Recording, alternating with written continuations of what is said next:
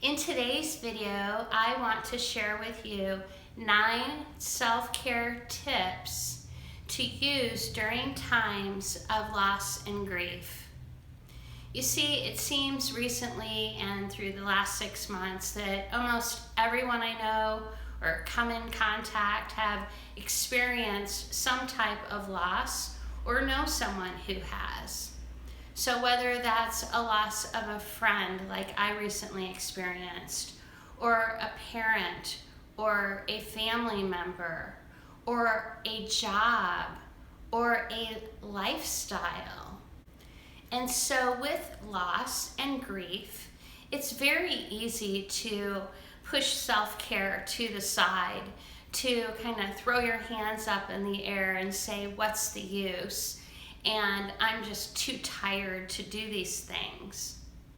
But now more than ever, it's very important to put some self-care practices into place.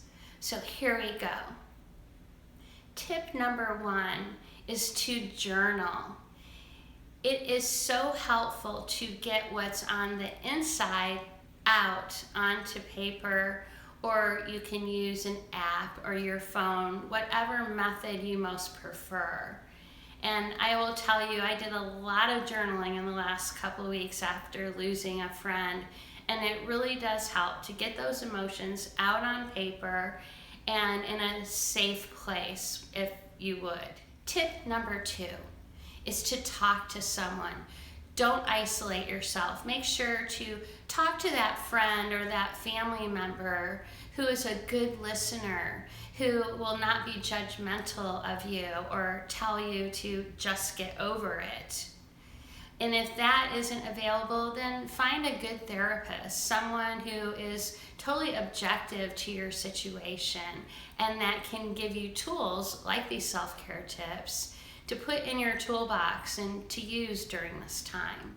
Tip number 3 is to relish the good times. So you can create a folder in your phone of photos that warm your heart, or a memory box as well. The memory box might contain photos, it might contain music, it might contain little items that just bring back those warm-hearted memories. Tip number 4 is to take a mental health day if you need one, to be able to sit with those feelings, acknowledge them, and work through them, and to have some time to rest. So we have so much capacity to have joy in our life and at the other end, grief. And if we don't deal with the grief, it diminishes the ability to feel joy. So here's how it works.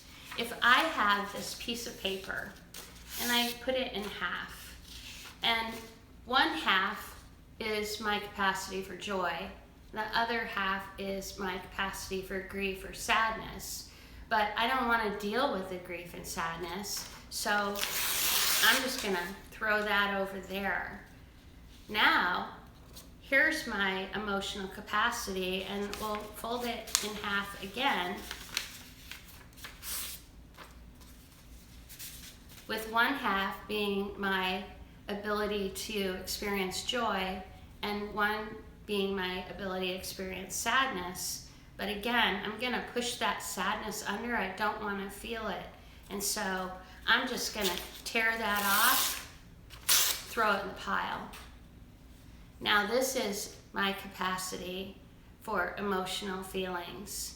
And if I, again, fold it in half, you can see my ability to experience joy continues to get diminished the more that I push those feelings of sadness away. And pretty soon, I've got a smaller and smaller capacity to feel joy, but I've got this big pile of sadness and grief that I've pushed away that will come up to the surface.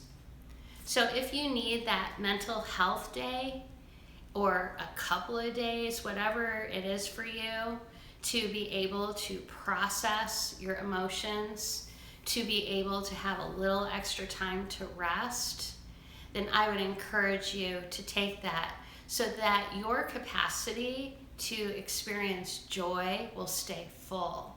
Tip number 5 is to join a Facebook grief group or loss group. You might find that you'll meet someone on that group that is experiencing something very similar to you, and that is also helpful. It is helpful to share our experiences with like-minded people. Tip number 6 is to be kind to yourself. Grief comes in waves. And so just when you think you might be feeling a little bit more settled and a little bit better, bam, there's a trigger or a memory or something that hits you again like a wave and might knock you off your feet. Don't be hard on yourself. Be kind to yourself. Know that this is a normal process. Tip number 7 is to realize that everyone processes loss and grief differently, whether it's an emotional difference or whether it's a time difference. So again, acknowledge that whatever it is that you're going through, that is specific for you, for your personality, for your life, and be gentle with yourself. If someone does say something that's a little off, not everyone grieves the same. Not everyone might understand that it might take you longer than what it would take them. Don't be offended by that. And, when you're going through loss and grief, a lot of times people don't know what to say. They feel very awkward. So just remember, this too is a normal situation as far as all of us having our own pathway and our own pathway to healing. Tip number 8 is to eat healthy and get plenty of sleep and rest. And I know that during times of loss and grief, sometimes a healthy diet can just go out the window, that you want to have those chips and soda or ice cream, whatever it is that brings you comfort for the moment but then later makes you feel worse. So try to stay with a healthy diet. Food can actually also affect your emotions and your well-being, so eating healthy is key. Getting enough rest and sleep is key, even if it means going to bed earlier at night because you're waking up in the middle of the night. So whatever it takes to get those 7 to 8 hours of sleep, a nap, whatever it is, make sure that you're taking good care of your body and your mind.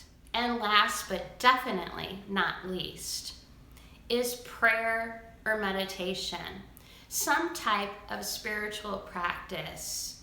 It can be very comforting to reach out to God if you have that type of faith, to know that you're not alone in this. And with meditation, bringing you back to the present moment is also a very calming thing for your mind, for your body, and for healing.